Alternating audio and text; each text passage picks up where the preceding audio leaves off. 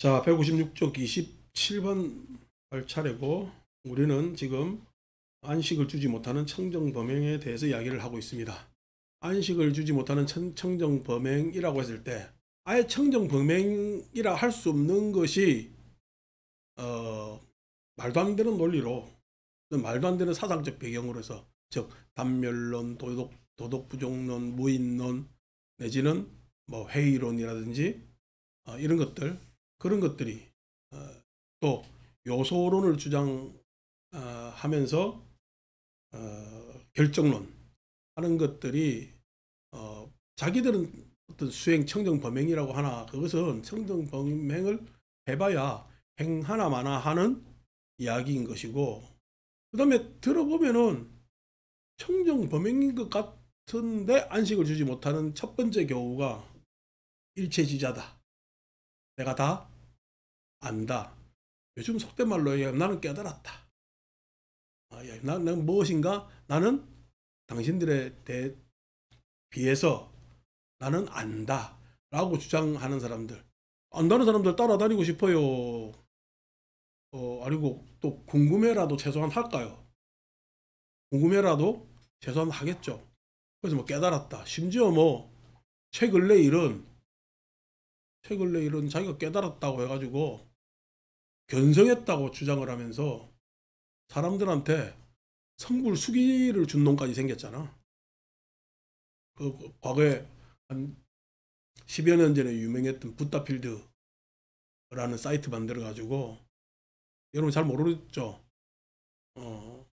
그때 유행했어요. 그래서 우리나라 도판이라고 이야기를 하는데, 도 좋아하는 사람들이 있습니다.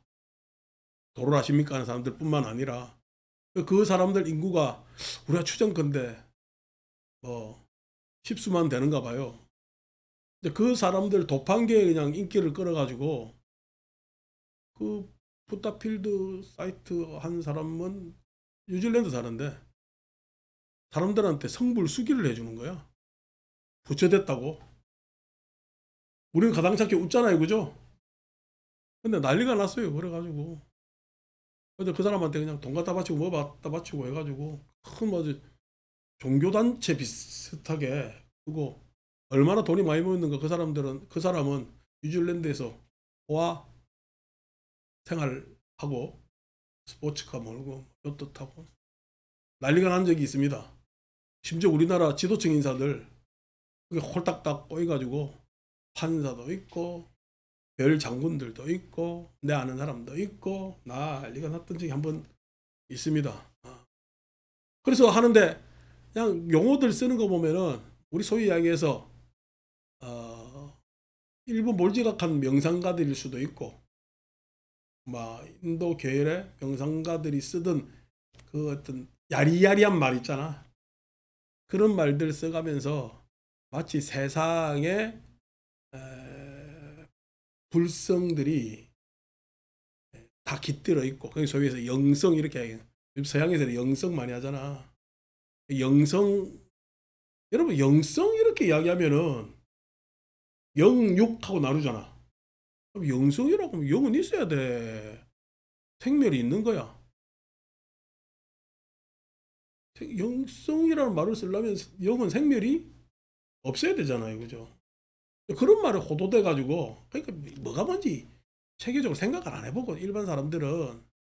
그리고 또 내 사회생활에 소외된 사람들 많아요.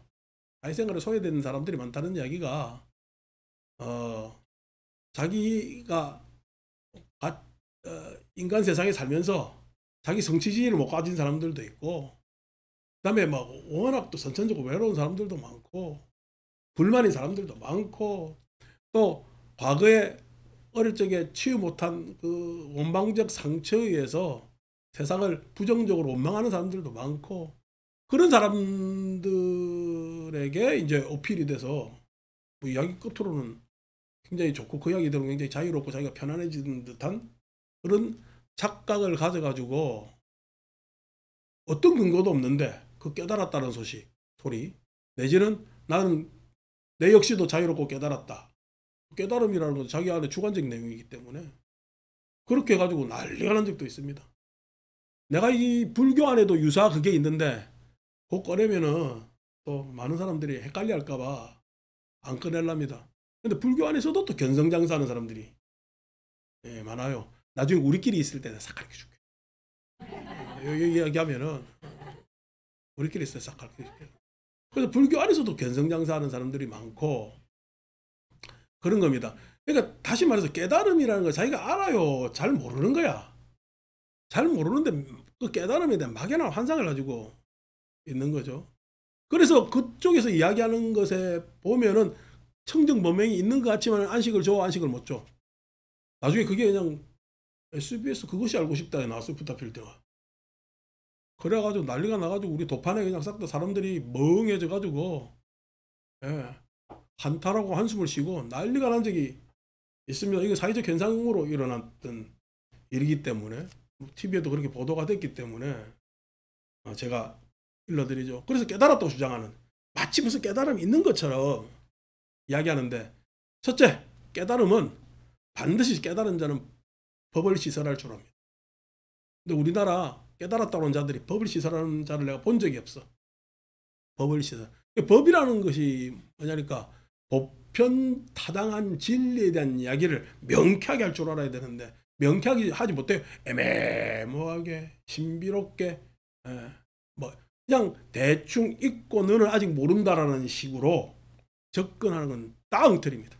따엉터리. 법을 시설할 줄 몰라요. 저것들은 법 이야기한다고 하지 그 법 아닙니다. 자기들 주관적 있지 감흥이지. 주관적 감흥이지. 그런 거 존재하지 않고 두 번째 반드시 깨달은 자는 교화하게 돼 있습니다. 자기들도 다 사람들 해가지고 다 호구지책으로 자기가 이야기하는 거 넓히고 사람들 알려야 되니까 교화한다라고 이야기하지만은 그 교화가 자비심에 근거했는가? 자비심에 근거하지 않고 안다 모른다 내지는 차별적 우위적 이런 내용으로 하는 거는 마땅치 않죠. 그래서 그 사람들 대다수 보면 자비심이 추호도 없습니다.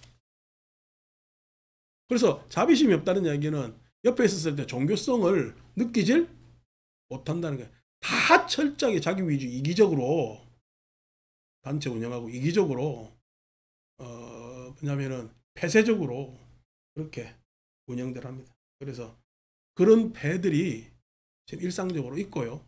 이거로 이야기가 1시간 동안 내도록 얘기할 수 있는데 맙시다 그죠? 우리 경전 읽어야지. 두 번째 이제 지난주에 이야기했던 것이 마치 전승이라고 전통이라고 주장하는 것. 제가 여러분들한테 이해되기 쉽게 이야기하는 것이 아직 연가도 안 왔는데 숟가락 꽂는다고 얘기했잖아. 제사 지낼 때. 왜 그러냐니까 전통이라 그랬대. 말도 안 되는 소리거든. 뭐 우리 불교 최대 종단이 조계종입니다만은 가나선을 주창합니다. 가나선이라는 것은 워낙 불교 전통이 아니라 중국에서는 남송시대, 우리나라에서는 고려 말에 유행되던 불교의 한 패턴입니다. 그것이 뭐냐면 주창해서 계속 우리나라 승가의 전통을 이어져 왔는데 그것에 대해서 검토를 해야 될까 안 해야 될까? 그때는 정보가 없었으니까 검토 불가능이죠. 왜냐면은 원효 스님이 그렇게 많은 논문들 내지는 찬술들이 있지만은 우리나라 불교가 원효의 저술을 소화했을까 못했을까? 소화 못합니다. 못했습니다. 그러니까 의상은 뭐 일승법계도밖에 없으니까. 그러니까 신라 불교 안에서 일어난 여러 오교구산이라고 이야기를 하는데 전통들을 소화하지 못하고 그것이 산재되어 있다가 결국 고려 때는 신앙적 불교를 하다 보니까 신앙적 불교 고려에서 고려시대 불교 국가잖아요. 고려시대 불교 국가인데도 불구하고 유명한 게 여러분 불교 사상입니까? 행화입니까? 뭡니까? 우리나라가 고려시대 알아주는 건 고려불교 탱화입니다. 그죠? 탱화가 알아주는 게 불화.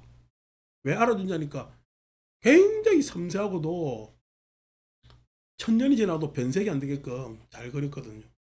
그래서 지금 세계에 뭐 몇십 점밖에 없는데 그 산재에 있는 고려불화를 각 나라에서 국보급으로 보존하면서 우리나라에 돌려주질 않잖아요. 그 전에 우리 G20인가 할 때 잠시 전시하러 국립박물관에 왔다가 G20 회의가 끝나기도 전에 다 들고 왔어요.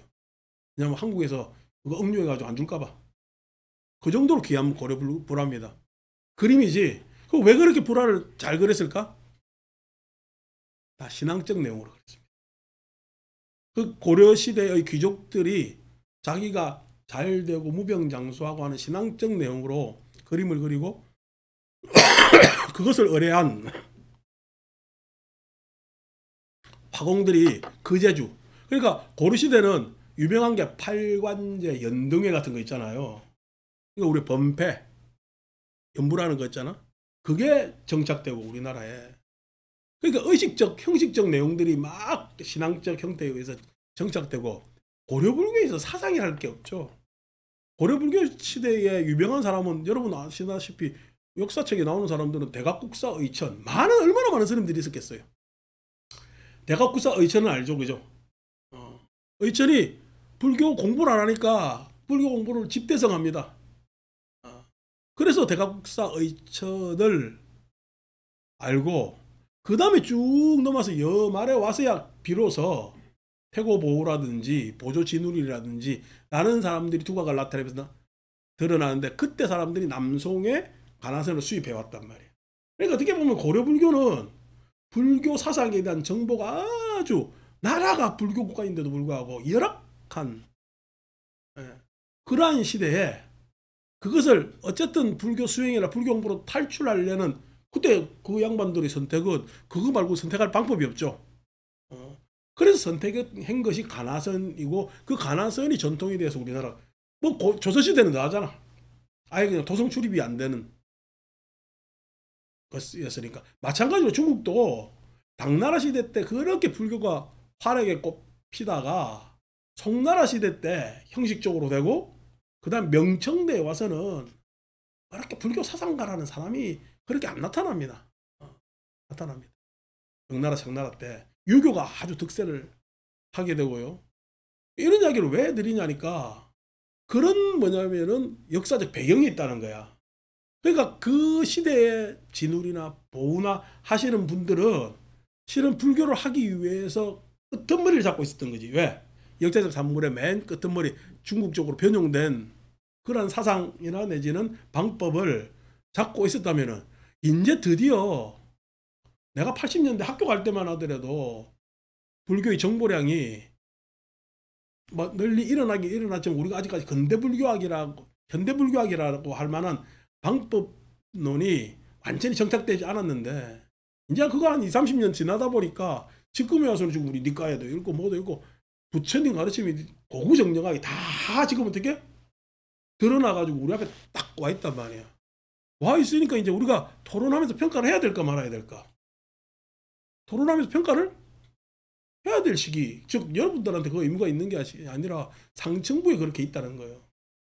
그래서 과연 해탈은 무엇이고 과연 열반은 무엇이고 그 다음에 부처님께서 그렇게 이야기한 보리분법에 대해서 그것은 어떤 의미고, 아니 우리가 선방에 와서 선사들한테 12연기를 12가지 연기 인연법을 설명해 보라 하면은 산은 산이고 물은 물입니다. 그 설명이 아니잖아요.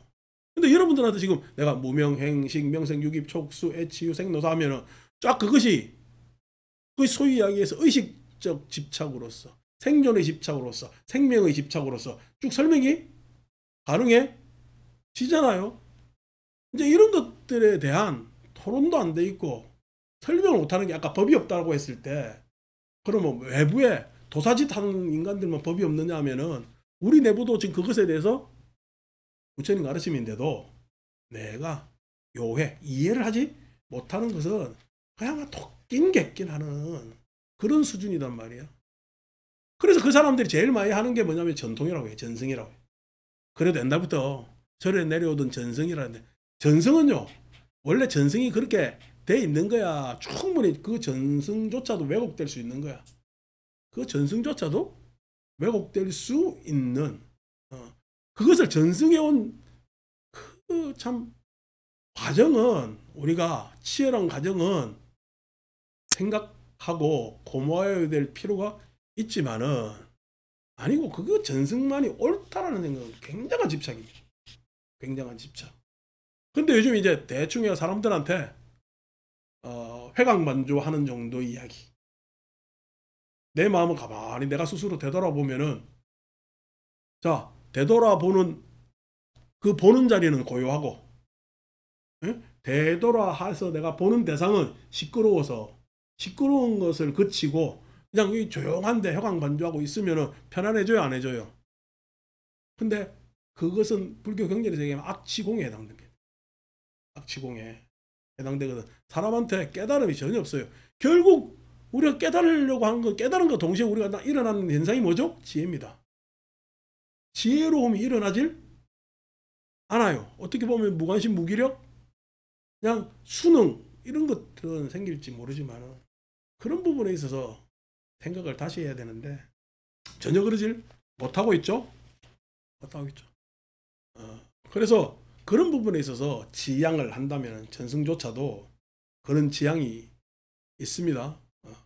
그렇다고 해가지고 그럼 우리가 니까야나 뭐 안경에서 나오는 이야기가 알파와 오메가 모든 걸 다 담고 있다라고 하기에는 우리가 이 초기 불교 전통을 해석하는 데 있어서 그 후세에 이것을 또 받아들이면서 하는 여러 가지 노력들이 있기 때문에 그것을 가지고 있으면 좀 더 풍부하다 라고 설명을 계속 드렸고요. 그래서 전승이라는 것도 문제가 되고, 그러니까 그래도 깨달았다고 얼치겹이 주장하는 놈보다 전승이라고 하는 사람들이 훨씬 더 나은 측면도 있습니다.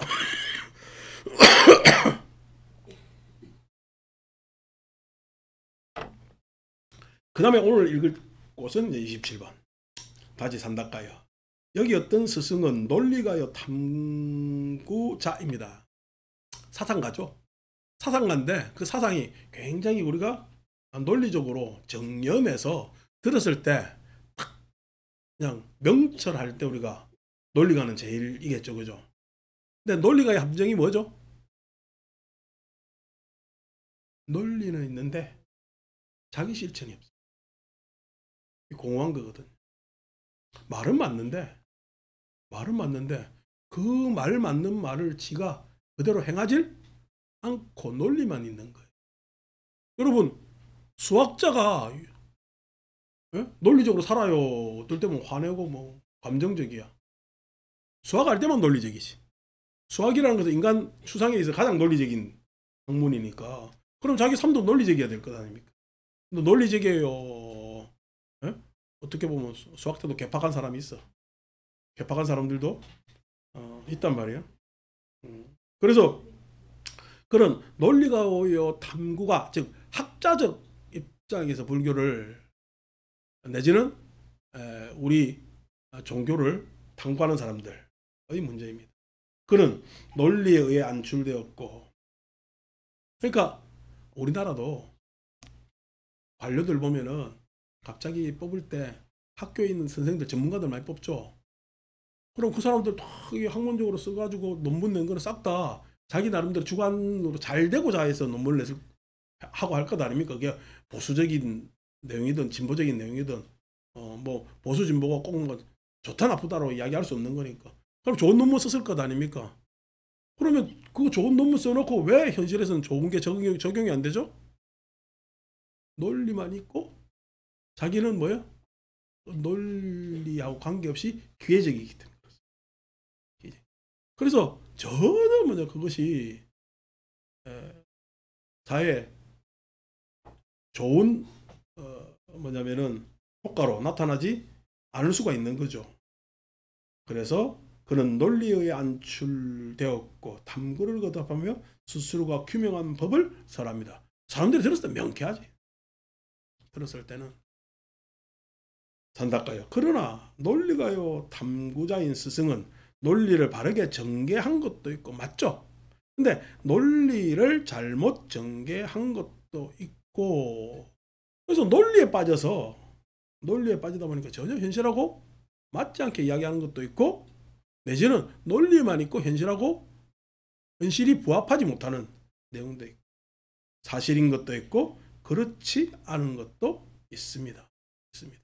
논리를 이야기했을 때 기납적 논리는 좀 덜 합니다. 왜냐하면 가설이라는 것은 맞을 수도 있고 아닐 수도 있는 거니까. 그런데 연역적 논리는요, 항상 전제. 그 전제는 알 수 있는 거야, 불가지야. 전제는 불가지입니다. 그런데도 그것을 딱 사람은 선하다라는 것은 뭐냐면은 모든 사람이 선하다라는 전제를 우리가 가질 수 있잖아요. 근데 선한 대로 논리를 쭉 이끌고 가면은 되죠, 그죠? 근데 사람은 선해요. 어떨 때 보면 다 그냥 악한 투성이에요. 그렇게 보면은 현실하고 따로 유리될 수가 있거든. 그게 뭐냐면 이제 우리가 전제의 함정이 되는 거죠. 연역적 논리에 대한 함정, 이런 것들이 됩니다. 그래서 그렇지 않은 것도 있습니다.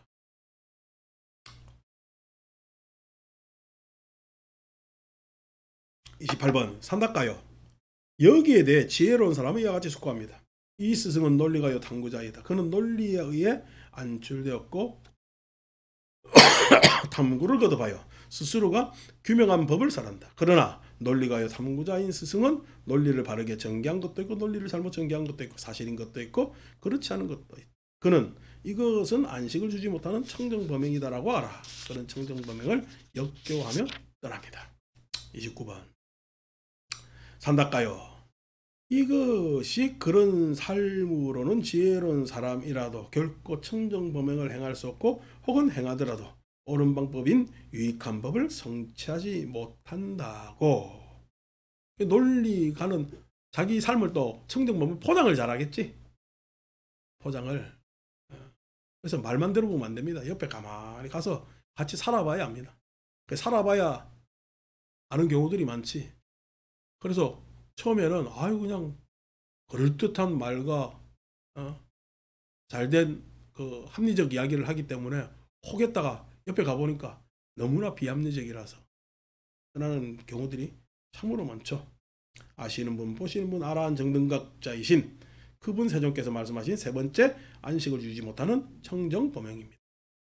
그래도 전승이라고 주장하는 놈보다는 낫습니다.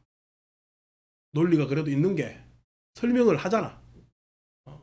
그러니까 설명을 그만큼 하니까 사람들이 설명에 대해서 따져볼 수가 있는 거니까 조금 낫습니다. 그런데 30번 다시 산다까요. 여기 어떤 스승은 우둔하고 어리석습니다. 우둔하고 어리석다라고 부처님께서는 표현했는데 어떻게 보면은 입장이 없는 경우가 있어요. 자기 입장이 없는. 그는 우둔함과 어리석음 때문에 이런저런 질문을 받으면 나는 그것은 이렇다고 하지 않고 그렇다고 하지 않고 다르다고 하지 않고 그렇지 않다고 하지 않고 그렇지 않은 것도 아니라고도 하지 않는다라고 말하면서 입장이 모호해서 입장이 없어서 이 이야기를 해도 이 이야기에 대해서 긍정하지도 않고 부정하지도 않고 이럴 수도 있고 저럴 수도 있고 라고 하면서 빠져나가서 뱀장을 하는 뭐냐면은 별명을 얻습니다. 우리나라 대통령 선거 나온 사람 중에서도 뱀장어가 있었는데 유엔 총장 했던 사람 별명이 뱀장어입니다. 요래 빠져나가고 저래 빠져나가고 잘. 외교적 수사는 그래요. 외교적 수사는 어떤 결정되는 수사예요. 거래를 하는 수사야. 거래를 하는 이야기이기 때문에 요래 빠져나가고 저래 빠져나가는. 그러니까 외교관들이 실은 반드시 필요하지만은 외교관들이 정책을 결정하는 사람이 될 수가 없습니다. 외교관들이 정책을 결정하는 사람이 되면은 나라 팔아먹는 사태가 생기는 거야. 이완용이 외교관이었거든. 네? 그래서 뭐냐면은 자기가 책임질라 그래. 요래 빠져나가고 저래 빠져나가. 입장이 모호하지. 입장을 가져서는 안 되지. 심부름만 항상 하는 케이스니까. 그래서 이 이제 사상계에서는 대표적인 것이 우리가 산자야. 즉 사리불 목련의 스승 회의론자. 회의론자는 이 핑계 저 핑계 이렇게 저렇게 빠져나가야 되기 때문에 부처님께서 아둔하다고 이야기를 했지만 머리가 실제는 아둔할까 안 그러면 입장이 없으려고 노력하기 때문에 머리는요 이상한 대로 발달했을까. 머리가 이상한 대로 발달하게 됩니다. 그래서 뭐냐면은 입장 없는 사람이 또 이익은 제일 많이 취해요. 우리 세상 나가보면 여러분 능력자가 출세합니까? 무능력자가 출세합니까? 무능력자가 무능력일까요? 무능력을 능력으로 가지고 있을까요? 무능력을 능력으로 가지고 있습니다. 왜 그러냐면 이렇게 회의론자. 이것도 저것도 아니고 그냥 기회적이고 자기 이익적인데 촉은 그쪽으로 발달돼 가지고 착착착착 다 하거든. 그런 이제 케이스가 되는 거죠. 그러니까 어떻게 보면은 이 삼자야 제자였던 사리불목련이 부처님 제자가 됐던 것도 그때 제가 이야기했지만은 큰 사건이라 그랬죠. 큰 사건이 됩니다. 어떻게 보면은 제사장이었던 이제 사문들 중에 제사장이었던 가섭 삼형제의 교화도 그거는 덩치상으로 큰 교화였지만은 사리불목련을 즉 회의론자를 교화시키기에는 엄청 어려운 거단 말이에요. 그래서 그 사람을 교화시킨 것이 참 대단하죠. 그래서 그 사리불목련을 교화한 그 산자야 회의론자들이 뭐냐면 사실상 남을 비판, 남의 모자란 것을 이야기하면서 자기를 돋보이는 것은 자기의 정체성을 가지고 돋보이는 거야. 남들을 비난하면서 돋보이는 거야.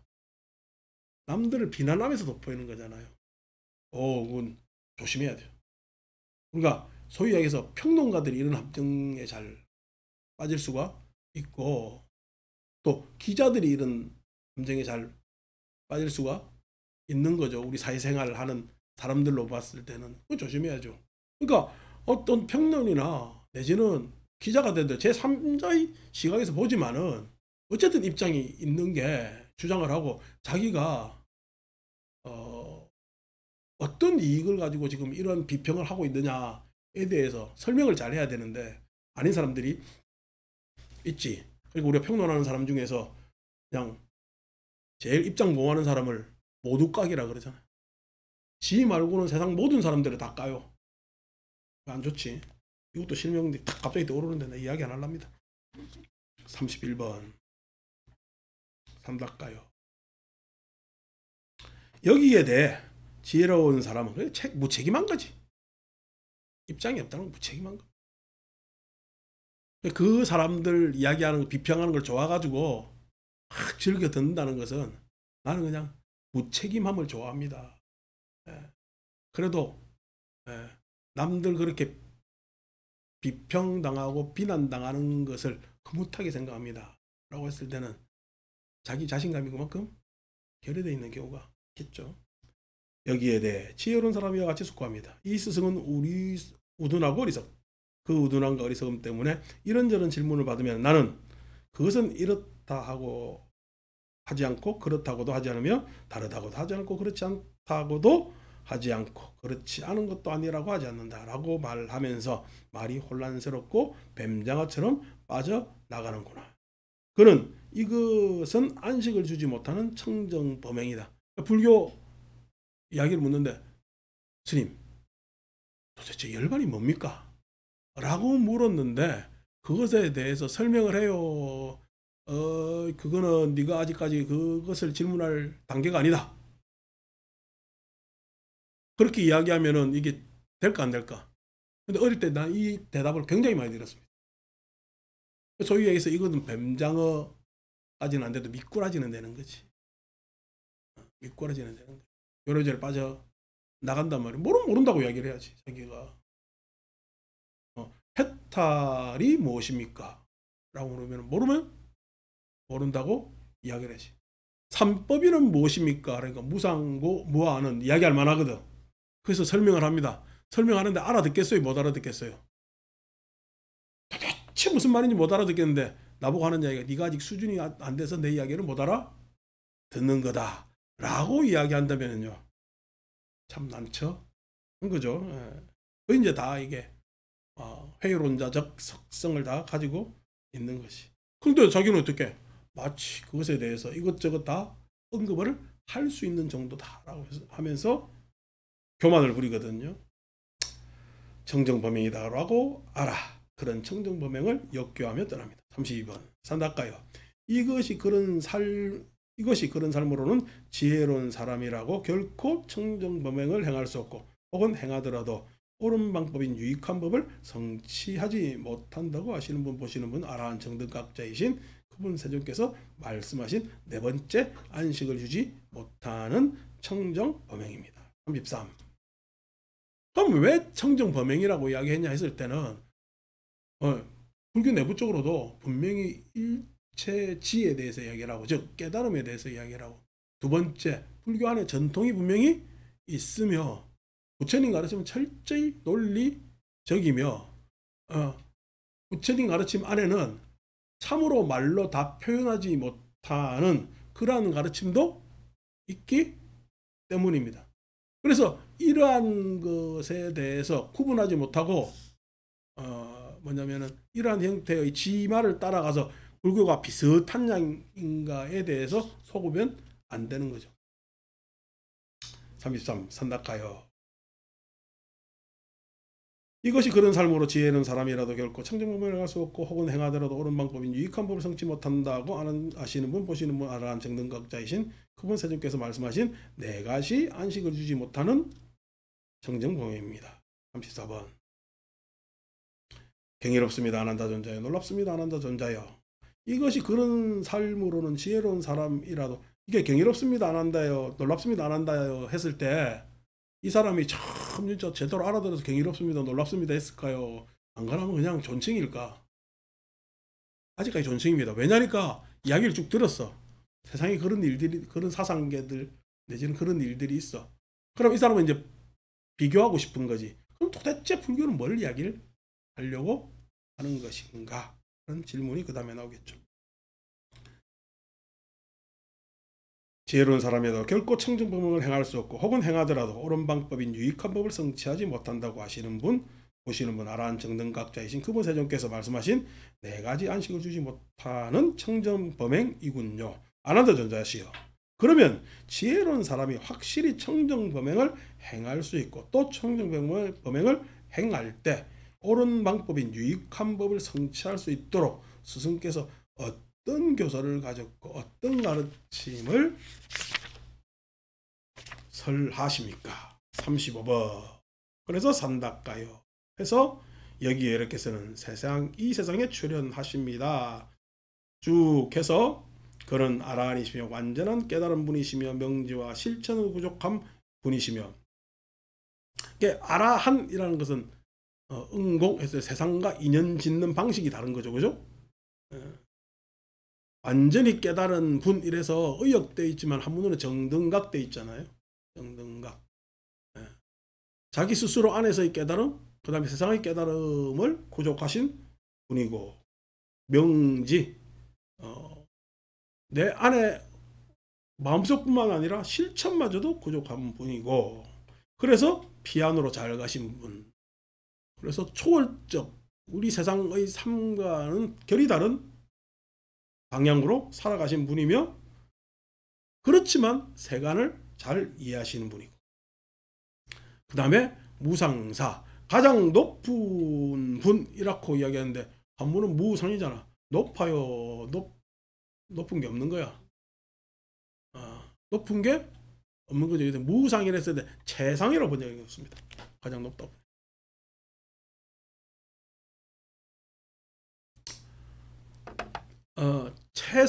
최상은 적절해야 되거든.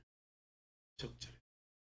그래서 최상인 분이며, 그러니까 최상이란 말은 절대적으로 높다 낮다의 문제예요. 아니면은 높고 낮음을 떠나서 가장 적절하다는 얘기. 최상이라는 얘기, 가장 적절하다. 가장 적절하다. 가장 높으신 분이며, 그 다음에 사람을 잘 길들이신 조어장부. 분이시며 수련하는 데 있어서 사람들을 부처님 가르침으로 잘 익숙하게 학습 단련시키는 분이시며 하늘과 인간의 스승, 즉 현실적으로나 이상적으로나 스승이신 분이며 그 다음에 불세존, 부처님이시며 세존이십니다 라고 하면서 불세존을 따로 떨어뜨려 놓고 열애, 우리가 보통 열애 시포하면 열애 응공정변지가 하는데 열애라는 말은 그죠? 그 열애의 내용이 뭐냐니까 응공정변지 명행적 선서세간의 무상사 저거장구 천인사 불세존 이렇게 보시면 됩니다. 세존이십니다. 요 안에 부처님의 정체성을 다 가지고 있는 거죠. 이름 부처님의 명호 안에. 그러면 왜 이런 명호를 얻으시느냐? 그는 신을 포함하고 마라를 포함하고 범천을 포함한 신을 포함하고 인간이 생각하는 가장 이상적인 모습, 그 다음에 마라를 포함하고 인간이 생각하는 가장 최악의 모습, 범천의 모습, 인간이 생각하는 가장 거룩한 모습. 이상적인 거하고 거룩한 거하고 다르죠? 이상적이라는 것은 나의 상태를 이야기하는 거예요. 거룩한 것이라는 것은 인연의 상태를 이야기합니다. 범천을 포함한 이 세상을 스스로 최상의 지혜로 알고 실현하여 드러냅니다. 그는 시작도 훌륭하고 중간도 훌륭하고 끝도 훌륭하며 의미와 표현을 구족했고 시작도 훌륭하고 중간도 훌륭하고 그 말씀에 군더더기가 없다는 얘기. 군더더기가. 사족이 없다는 얘기. 그 다음에 그 내용에 있어서 의미가 충분하고 그 다음에 그 표현이 가장 적절하고 알맞게 된 것을 구족했고 더할 나위 없이 완벽하고 지극히 청정한 법을 설하고 청정한 범행을 드러냅니다. 이 정도 앞에서 잘 나와야 부처님 찬탄하고 나의 스승을 이야기하는 거예요. 그러니까 옛날 우리 지금 경전 읽어도 제자 중에서 이렇게 정형적으로 부처님 표현하면서 이야기하는 사람은 잘 없죠, 그죠? 안 한다는 딱 이렇게 정형적으로 이야기하잖아요. 정형적으로 이야기하는 것이 그만큼 어떻게 자기한테 사무치게끔 존경, 경의, 그 다음에 그렇게 입으로라도 표현하면 좋은 하나님의 마음가짐을 잘 드러내고 있는 거죠. 이런 법을 장자나 장자의 아들이나 다른 가문에서 태어난 자가 듣습니다. 그러니까 여러분들한테 누가 도대체 부처님 어떤 양반인데? 라고 이야기하면은 부처님은 아라한이며 탁 이러면 응공정변시 명행적 선서세간의 무상사 조호장구 천인사 불세존 당연히 궁금할 거잖아. 근데 그 뒤에 이 이야기하면서 인간이나 천상이나 마라를 포함한 쫙 이야기하면은 뭔가 궁금해야 할까? 입이 탁 다물어질까? 입이 탁 다물어집니다. 이런 거 외워가지고 써물 필요가 있어. 댁에서 거사님들이 도대체 들어가서 뭐하는 부처님 도대체 어떤 양반이냐 이러면은 이걸 잘 하면은 마음속으로 생각이 우리 와이프는 너무나 부처님을 좋아하구나. 아니면은 저기 정신감정이 필요한가.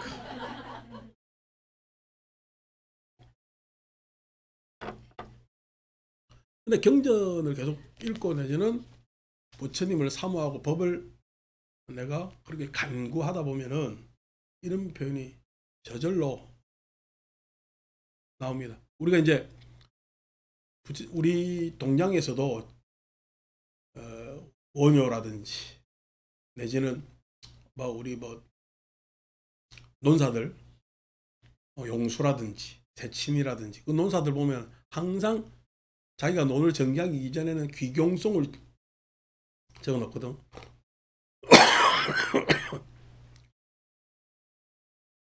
어제 목 쓰고 오늘 목 쓰니까 목이 더하다.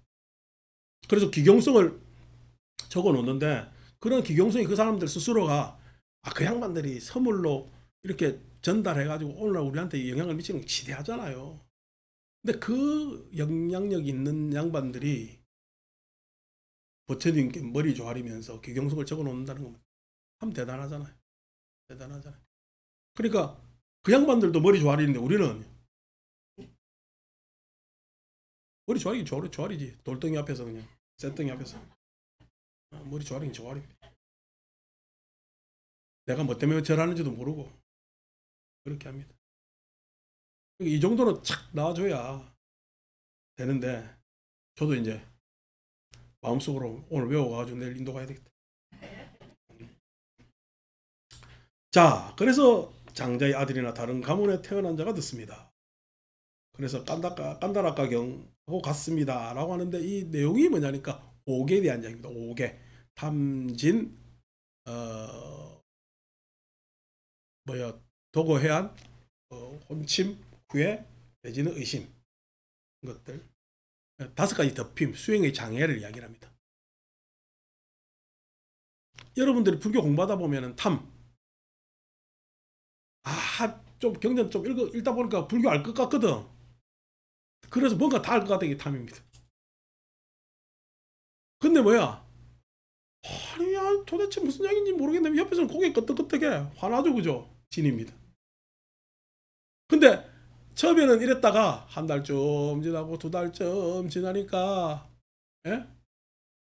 잘 들려요. 꼬박꼬박 졸려요. 혼침 후회입니다. 아유, 내가 이거 괜히 했나? 어쨌나 저쨌나? 근데 어떻게? 아유, 또 어느 날 싹 끼어 들리거든. 그래서 눈을 땡그랗게 떠가지고 확 고개를 하면서 빼면서 막 이야기를 들어요. 뭐냐면은 도거에 해당되죠. 그 다음에 한 2, 3년 지나니까요. 야, 이것도 아니고 저것도 아닌가 듣는 내용이 싹 다 의심투성이야. 내가 아마 불교 공부를 해도 그만이고 안 해도 그만이고 그러면서 의심. 여기는 5가지 장애. 우리가 수행자한테 반드시 일어나는 5가지 장애입니다. 미리 일러줬죠. 이렇게 미리 일러주는 이유는 부처님도 이런 임상이 있었다는 얘기예요. 공부하는 사람의 자세에 대해서. 그래서 뭐 이렇게 설명하면 내용으로는 어려운 이야기가 아니겠죠. 우리가 참선한다고 보면은 참선도 실은 색계 일선이 심사를 구족하잖아.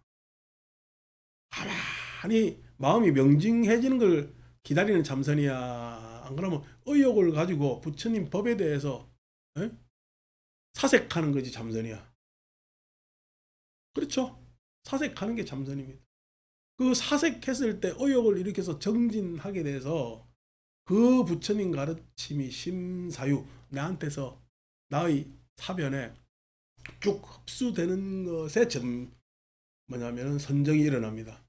공부가 그 선정은요 부처님 가르친 공부에 대한 아주 그냥 집중 그걸 이야기를 하는 겁니다. 그것이 있어야 나중에 색계삼선의 욕망하고 대치할 수가 있다니. 욕망과 대치할 수 있다니. 그냥 아무것도 모른 채 내가 욕망하고 대치하려면 욕망하고 대치가 돼요. 욕망한테 맥없이 자꾸만 꼬꾸라져요.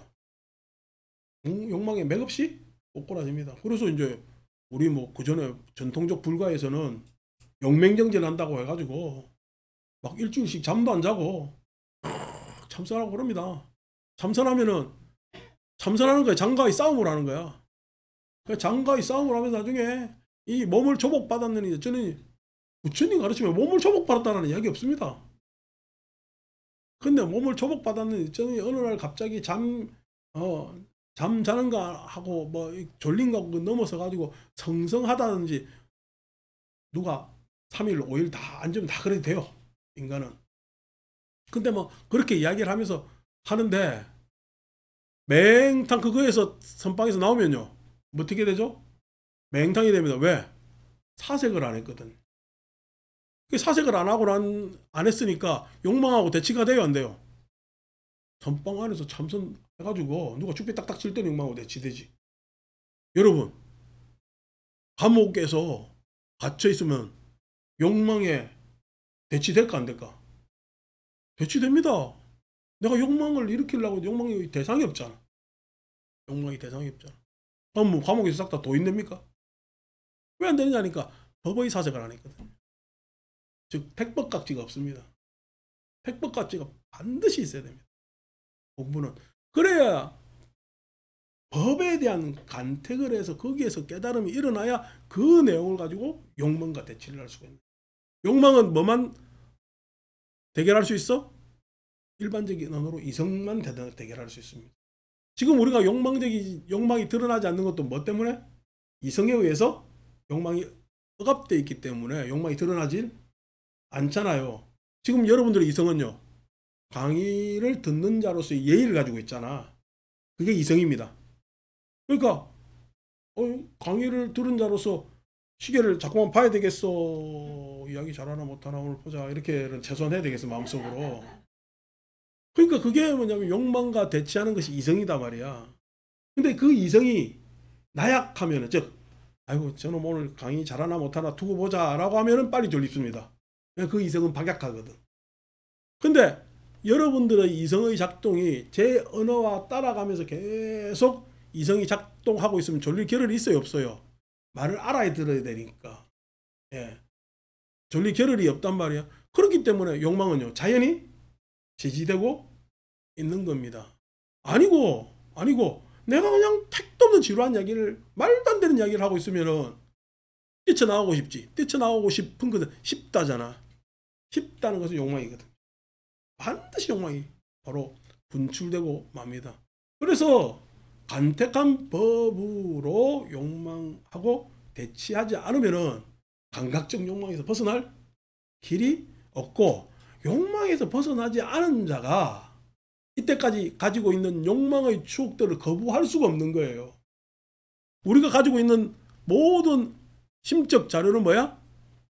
욕망의 추억이지. 과거 살아오면서 탐진치가 이뤄낸 모든 마음의 자료잖아요. 근데 이것을 벗어난다는 이야기는 욕망하고 대치하고 욕망을 벗어난 마음의 경험적 자료들을 가져야 정념이 형성되기 시작하는 겁니다. 정념이 형성되어야 거기에서 내가 생각해보지도 못하는 새로운 지혜라는 것이 창출됩니다. 그것을 우리는 해탈이라 불러요. 해탈이라는 것은 내가 지금까지 살던 방식으로 살면 그거 어떻게 해탈이야? 평상심시도라고 이때까지 살던 대로 살아라! 라고 하면서 살던 대로 사는 것이 평상심이 바로 도다라고 하면서 해탈을 주장하는 건 싹 다 엉터리 같은 놈들이. 평상심이 도라고 했을 때 그 평상은 우리의 일상을 이야기하는 것이 아니라 공평하고 그 공평이 무너지지 않는 마음을 이야기하는 거예요. 우리는 공평해요? 불편부당해요? 우리 마음은.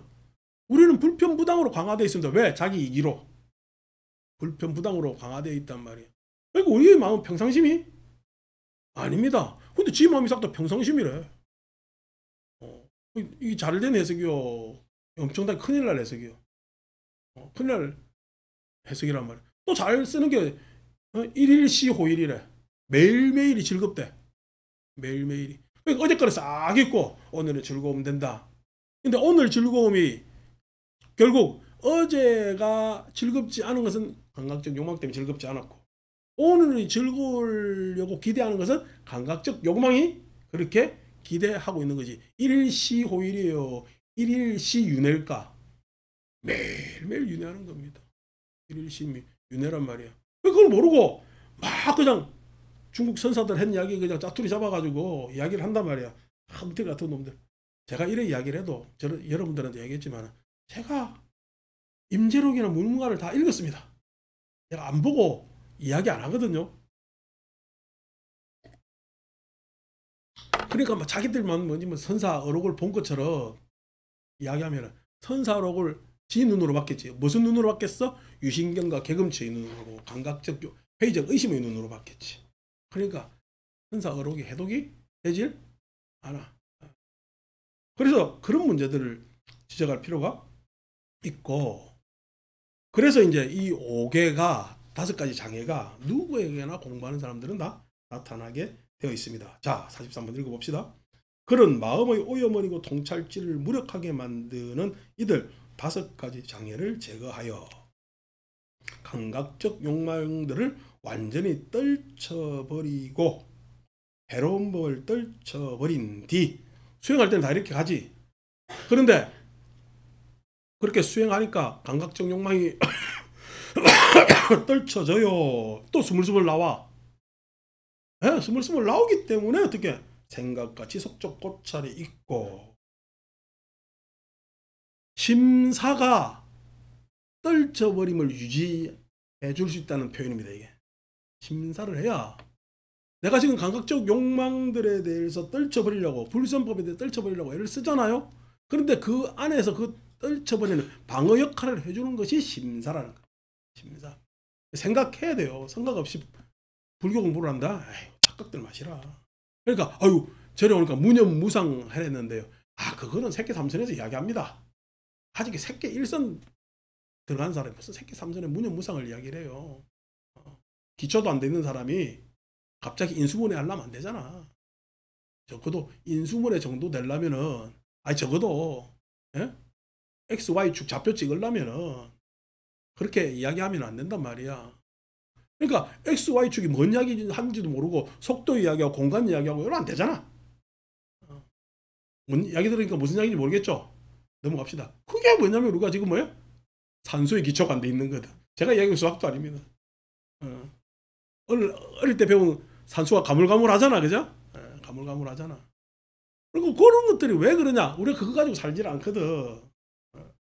그래서 생각해서 여러분들한테 제가 좌표 찍는 이야기하고 인수분해 이야기하면 쉽게 알아들어요. 왜? 어릴 때는 외운 그걸 몰라서 그냥 단순히 외웠지만 지금은요, 생활에 익숙해서 그런 이야기를 알아들을 수가 있단 말이야. 그러니까 그것에 대해서 조금만 더 생각해 보면 된단 말이야. 그래서 그 심사로 욕망을 막아냈을 때 희열과 행복이 있는 초선을 구족하여 머뭅니다. 그래서 부처님 가르침의 택법이 중요하고, 이 내용이 즉 5원 12처 18개의 가르침이 우리한테 주요한 이유입니다. 그것에 대한 나의 심리적 세계관에 대해서 명쾌하게 알아야죠. 그것을 잘 모르고 불교 공부를 한다? 그러니까 우리가 색수상행식 그걸 갖다 오치온 나에 집착하지 마라 이렇게만 단순히 이야기하고 마는데, 색수상행식이 색하니까 물질 이렇게 번역하면서 우리 몸뚱아리인 줄 아는데 그게 아니고 색수상행식의 색이라는 감각입니다. 그러니까 어떻게 보면 색수상행식은 마음입니다. 마음.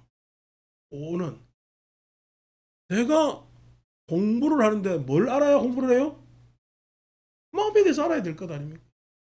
마음이 우리가 감각적 마음 내지는 느낌의 마음 내지는 표상의 마음 내지는 마음은 의지적 심력의 마음, 그 다음에 수용적 뭐냐면은 내가 이미 구조화되어 있는 그러한 마음까지 마음에 대해서 알아야 된다는 얘기. 내가 알든 모르든 마음은 나한테는 이미 구조화되어 있지. 구조화되어 있다는 이야기는 제가 무슨 이야기를 하면은 여러분들의 인식 메커니즘이 짝짝짝짝 해가지고 하는 거지. 각각 다 다르게 구조화되어 있다는 얘기예요.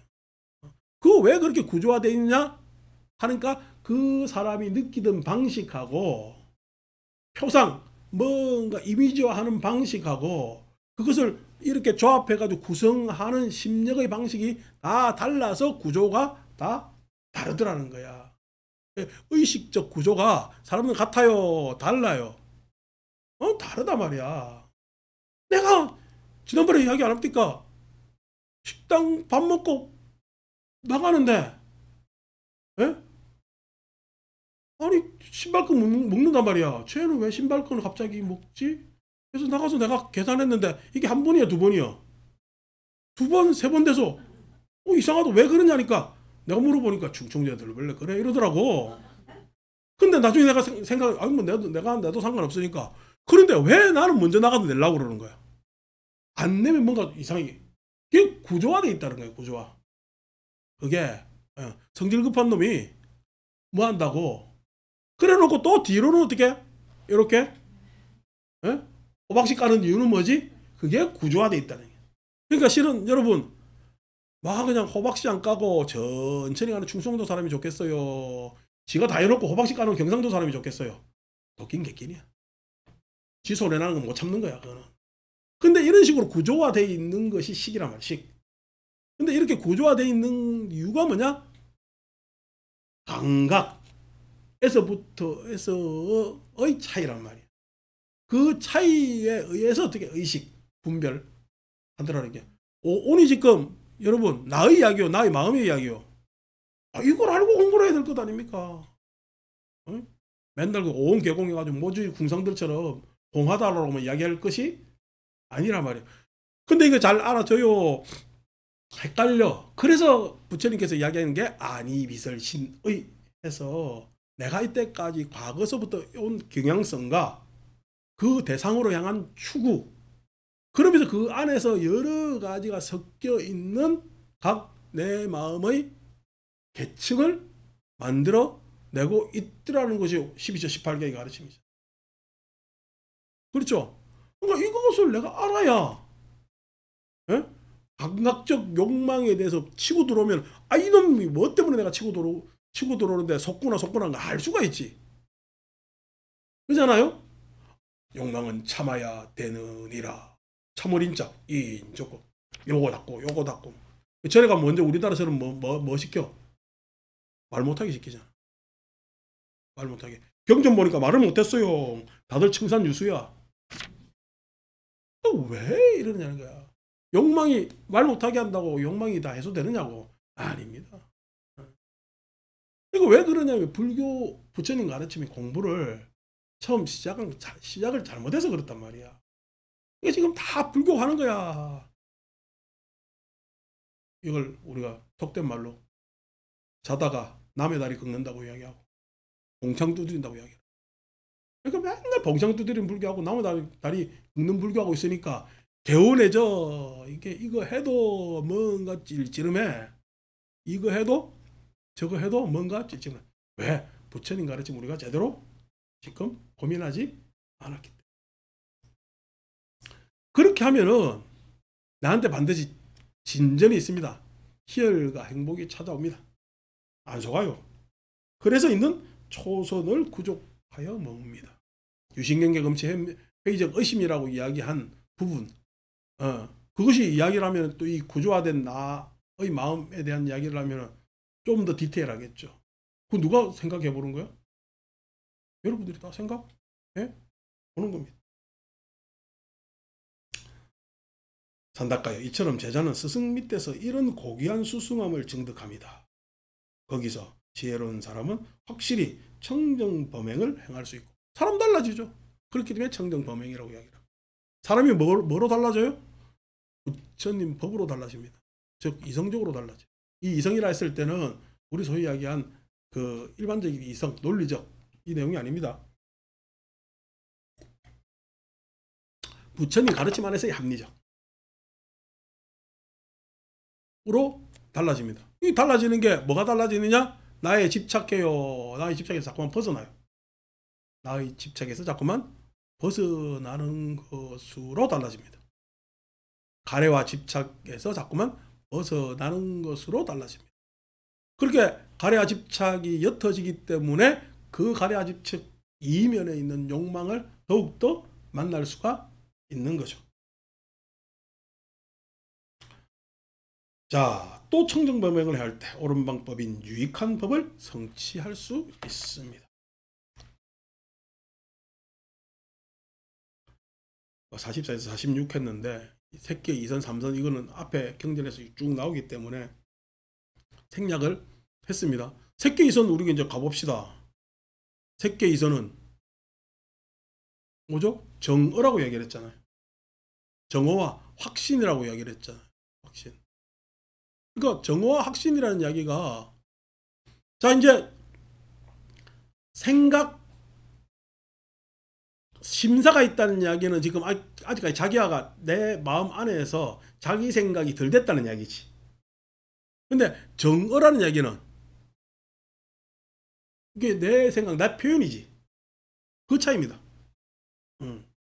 그러니까 심사할 때는 좀 생각을 하면서 이야기해야 되지만은 색계 이선에서는요, 말로 탁탁탁 표현이 된다는 얘기예요. 부처님 어떤 분이신데 이러니까 부처님은 2500년 전에 태어나셨고 이러면 지금 뭐야? 아직까지 내가 멀리 돼 있는 거지. 근데 부처님께서는 척척척척척 이러면은 내 말로 표현이 딱 되는 거잖아. 왜 그렇게 표현이 돼요? 확신이 있기 때문에. 확신이 있기 때문에. 부처님의 가르침을 내가 이제 이해의 측면에서 완전히 소화한 것이. 자기 생각으로 가질 수가 있는 것이 색계 이선입니다. 그래서 희열은 줄고 심사에서는 희열은 없고 드디어 선정. 이 선정이라는 것은 아직까지 생각하는 것은 선정이라 볼 수가 없지. 마음의 안정. 생각을 더 해야 되니까. 근데 생각을 해야 돼. 생각이 가라앉았어. 생각이 가라앉잖아. 생각이 가라앉아서 이제 더 이상 생각할 필요가 없고 확신에 차서 언어적 표현을 할 수 있는 상태로 가니까 거기에서 나는 어떻게 부처님 가르침을 잘 따르고 있구나라는 그러한 선정에 드는 것이 색계 이선에 해당됩니다. 색계 삼선부터는 우리 정념이 형성된다 그랬잖아요. 색계 이선부터 이후부터는 욕망하고 싸웁니다. 욕망하고. 그러니까 지금까지 내가 해온 안이비설신의 경험하고 같다 달라요. 당연히 다르죠. 내가 안이비설신의가 경험하는 것은 색성향 미촉법인데 이때까지 내가 만나왔던 색성향 미촉법하고 내용이 다르다는 거야. 똑같은 색을 봐도 색이 같겠어요. 내 경향성에 대한 충격이 있었기 때문에 색이 달라질까? 당연히 달라지죠. 가치가 달라지니까, 의미가 달라지니까 달라진단 말이에요. 정념이 충족이 되는 겁니다. 아니 지금 우리가 지금 해탈의 과정을 이렇게 설명하고 있잖아요. 설명돼 안 돼? 사람이 변하는 과정을 설명할 수가 있잖아요. 그걸 법이라 그럽니다. 알고는 조금 더 선방에 출석하시면 뭔가 알게 될 때가 있을 겁니다. 이게 설명이 된 거야? 애매모호한 거야? 이게 사자들이라는 거예요. 다들. 이 설명을 할 줄 알아야 되지. 그게 법이라는 게 그겁니다. 제가 지금 이걸 이야기할 수 있는 것은 경전의 힘입니다. 경전의 힘. 법이거든요. 그게. 부처님께서 왜 다른 스승들하고 다른가? 다른 종교인들하고 다른가? 법이 있으니까요. 다른 종교인들은요. 법이 있어요? 없어요? 믿으라 했었고요. 근데 법이라고 이야기하는 것 같은데도요? 예? 법이 아닌 경우가 많아요. 왜? 공자의 말씀도 훌륭하죠. 근데 공자의 말씀은요. 예? 천지인 삼재 중에서 하늘과 같은 인의 임금을 놔두고 하는 이야기예요. 평등에 평등하지 않아요. 평등하지가 않습니다. 그래서 공자의 인이라는 것이 한계적 인, 즉 소위 이야기한 우리 각 사회, 국가 내지는 그 마을이든 일족이든 그 사회의 질서를 잘 지키자는 게 공자의 생각이고 그것에 의한 인이거든. 그 맹자 이야기 들어보면 맞아요. 맞는데 우리가 유교 문화권에서 살았기 때문에 맞아요. 맞는데 그것에 엄밀히 따지고 들어가면은 보편적 인간의 존엄이 완전히 깃들어 있을까? 뭔가 이미 구성되어 있는 질서를 유지시키려는 그런 노력도 있을까? 예, 질서를 유지시키려는. 예? 그러니까 소위 해서 맹자에 보면은 대단한 게 그거잖아요. 군주가 하늘을 뭘로 하늘을 봐야 된대? 백성을 하늘로 봐야 된다고 이야기를 합니다. 군주가. 오늘날 우리 대통령이 백성을 하늘로 봐요. 오늘날도 안 그러는데 맹자가 그런단 말이야. 근데 군주가 백성을 하늘로 봐야 된다는 이야기가 타당한 이야기 같지만은 백성이 이미 군주를 하늘로 보고 있고 이미 하늘이잖아요. 이 질서를 군주와 백성은 차이별이 없다라고 하면 레디컬하지. 근데 어떻게 해요? 그냥 군주 네가 통치를 오래 먹고 잘해 먹으려면 백성을 하늘로 보는 게 낫대. 요 이야기입니다. 내심 알아서 보면 맹자이가 대단하죠. 대단하기는. 그 몇천 년 전에 그 정도 이야기한 것도 대단하지. 그런데 그렇게 대단한 이야기도 기실 뜯어보면은 차별이 기본 전제되어 있단 말이야. 그러니까 그런 뭐냐면은 사상가들 이야기나 저런 이야기나 했을 때 부족함이 많은데 부처님 가르치면 철저히 뭐냐 법을 가지고 예, 진리성을 가지고 있다. 그렇게 이야기할 수가 있다.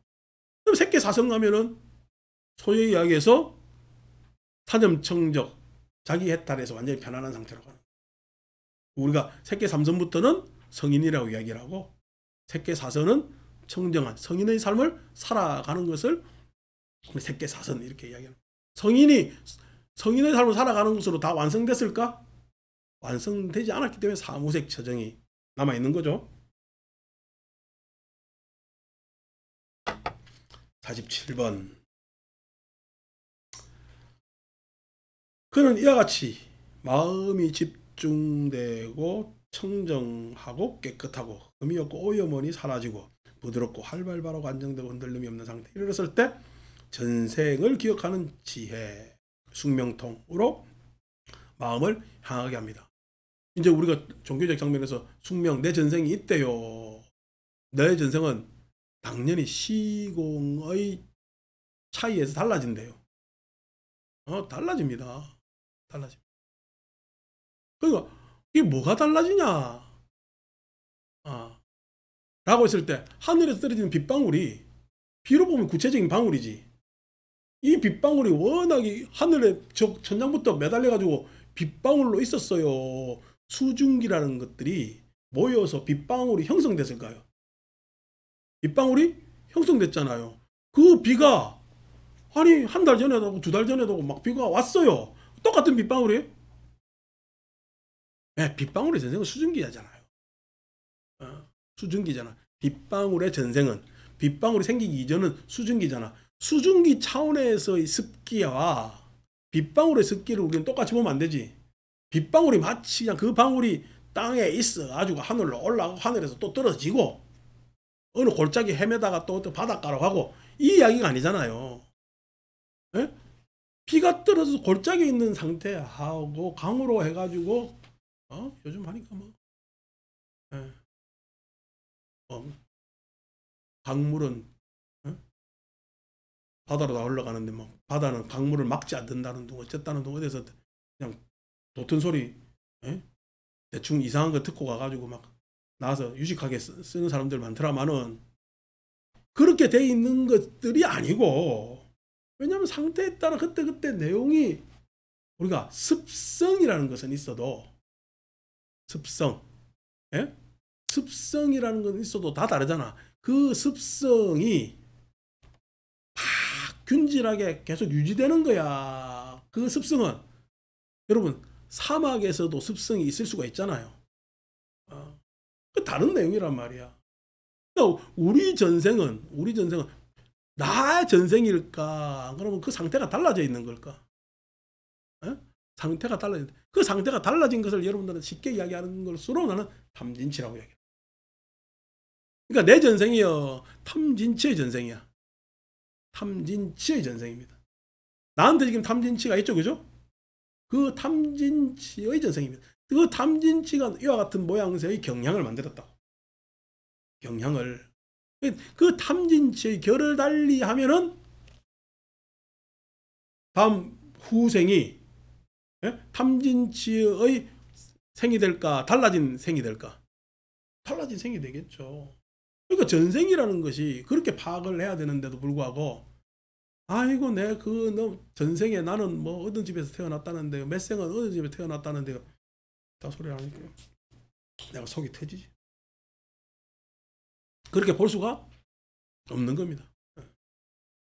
그러니까 우리의 전생은요. 끊임없는 생명의 노력이 있고 생명의 노력 이전에는 끊임없는 업의 질서가 있었으며 그 생명 현상이 일어나서 생명 현상에서 일어난 뭐냐면은 시기 생존하려고 명색을 가졌고 그 생존하려는 것이 생존해서 생존을 넘어서 의식적 존재가 되려고 하는 몸부림들이 우리한테 쭉 다 내재되어 있는 것이 숙명이라. 그러니까 숙명은 어떤 숙명으로 봐야 되겠지? 오온의 숙명으로 봐야 되는 거야. 온 이미 쌓였다며. 요까지만 터치합시다. 좀 더 언젠가 한 단계 높인다 했는데 경제는 엉뚱하게 조금만 정면이 안 나서 못 났는데, 온이라는 것은 쌓임이라 그랬잖아요. 그 쌓임이 다 내용들이 있는 거죠. 그것으로 봐야 되는 거지. 참 오온의 가르침이 중요한 겁니다. 오온의 가르침. 그래서 한생두생 해가지고 이처럼 한량없는 전생의 각가지 모습들을 그 특색과 더불어 상세하게 기억해낼 수 있습니다. 산닦아요. 이처럼 제자는 스승의 밑에서 이런 고귀한 수승함을 증득합니다.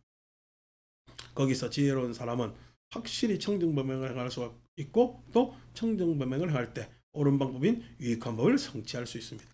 그러니까 인도 전통은 윤회하고 실체가 있다니까 전생이 있었지. 그 이전 전생은 뭐였고 하는 전통들이 다른 종교에 있을 것 아닙니까? 그것에 대해서 지금 설명이 같아요. 완전히 괴를 달리해. 예?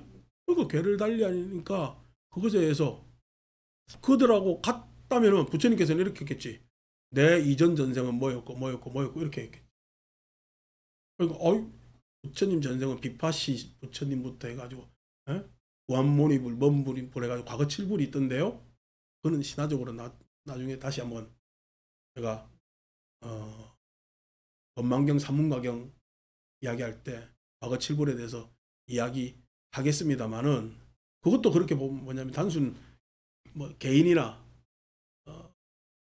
어떤 실체가 넘어온 것이 아니다 말이야.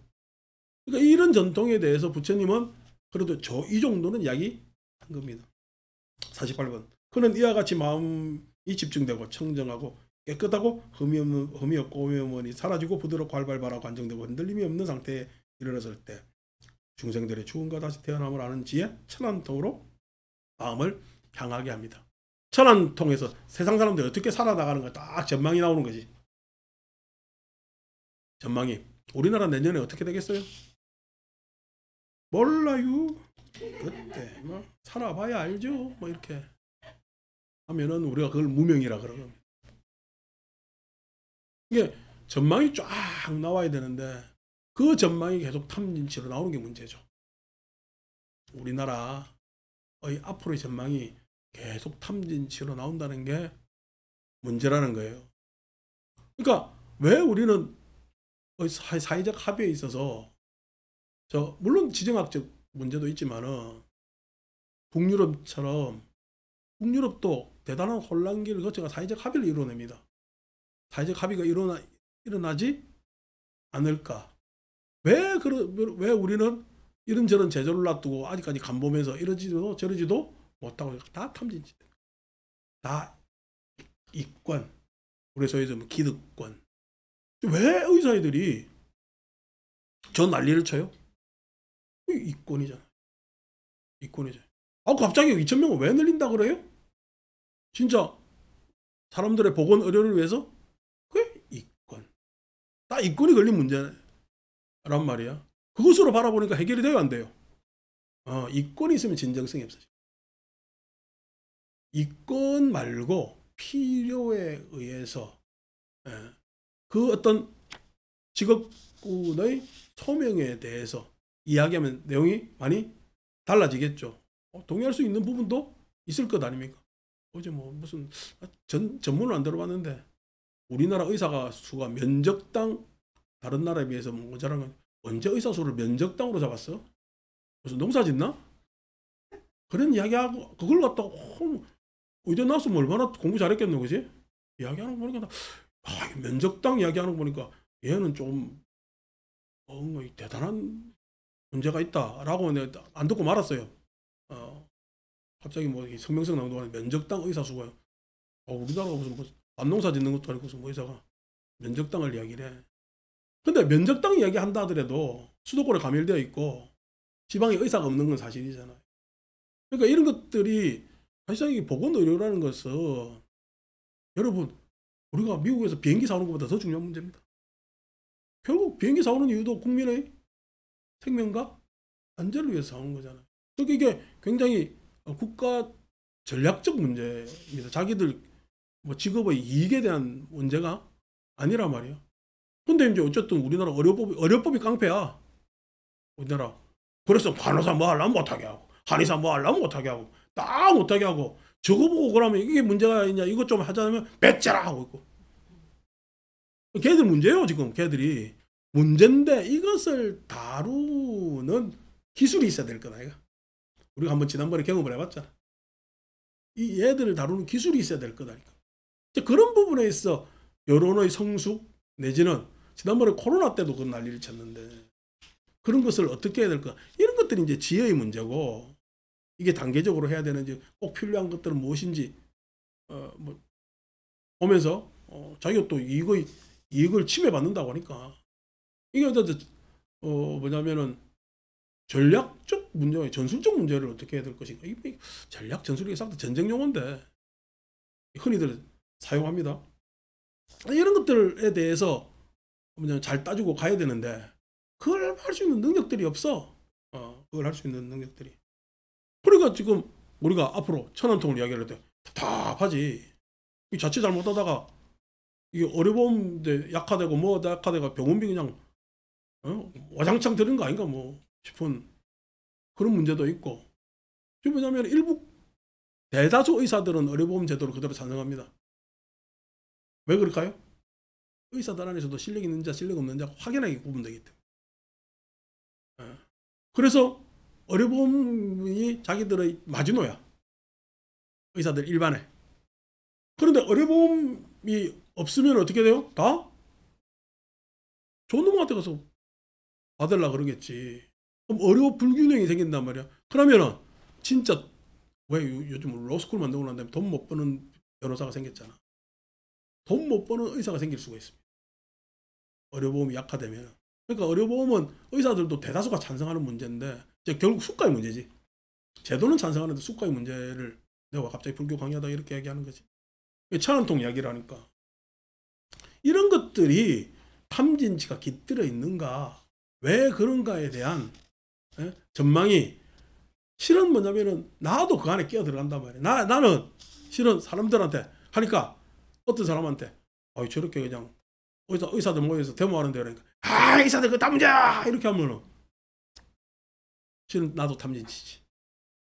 천안 안에서 보면은 내 스스로가 내 불만이 들어갔는지 뭐가 들어갔는지 모르지만은 이런 것들이 천안통 안에 다 있고 중생들이 어떻게 살고 가는지 선처로 가고 악처로 가고 하는데 지금 우리는 너무 자기 이익들만 보장하고 그 자기 이익을 소유해서 손해보지 않는 관점에서 모든 것들이 일어나고 있기 때문에 가치의 문제에 있어서 새로운 것들이 생기질 않고 있다. 그래서 참 난감하지만은 그래도 천안통으로 향해 갑니다. 왜 천안통으로 향해 가야? 지혜라는 것은 당연히 내 마음 심리 안에서 숙명 안에서 지혜가 발동해서 나를 긍정화시키는 모멘텀이 되는 것이 지혜지만은 당연히 지혜가 가장 활발하게 적극 개입하는 것은 뭐죠? 천안통에서 개입하기. 그래서 그는 청정하고 인간을 넘어선 신성한 눈으로 중생들이 죽고 태어나고 잠복하고 고생하고 잘생기고 못생기고 좋은 곳 돼가고 나쁜 곳에 가는 것을 보고 중생이 지은 바 그 업에 따라가는 것을 꿰뚫어 압니다. 그런 부분에 있어서 불교는 뭐 소극적으로 상처받은 사람들을 위로해주는 내지는 기대하는 사람들 실망하지 않게끔 하는 기능을 넘어서야 되는데 안타깝죠. 중생들이 지은 바 그 업에 따라가는 것을 꿰뚫어 합니다. 안타까요. 그래서 중생들은 그 업에 따라갑니다. 그 업에 따라간다고 했을 때 이 업은 명색의 업을 이야기하는 거예요. 업에 따라간다 했을 때 뭐에 따라 윤회를 해요? 명색에 따라 윤회. 명색에 따라 윤회하는 건 탐진치로 윤회하는 거예요. 식이 윤회한다는 이야기는 그거는 힌두적 생각이야. 그러니까 우리가 식이 윤회한다고 했을 때 갑자기 유식불교를 해가 뇌하 연결을 이야기했는데 뇌하 연결도 결국 장식이 윤회하는 겁니다. 장식이 윤회한다는 이야기는 마음의 정보가 윤회하는 거예요. 그래서 어떤 실체적 식이 있는 것을 이야기하지 않거든. 산다까이처럼 제자는 스승 밑에서 아주 고귀한 수승함을 증득합니다. 거기에서 지혜로운 사람은 확실히 청정범행을 행할 수 있고 또 청정범행을 행할 때 옳은 방법인 유익한 법을 성취할 수 있습니다. 뭐 이 다음에 이제 우리가 누진통 이야기해야 되는데 오늘 뭐 시간이 다 돼서 누진통은 여기에서 생략하고 마치도록 하겠습니다.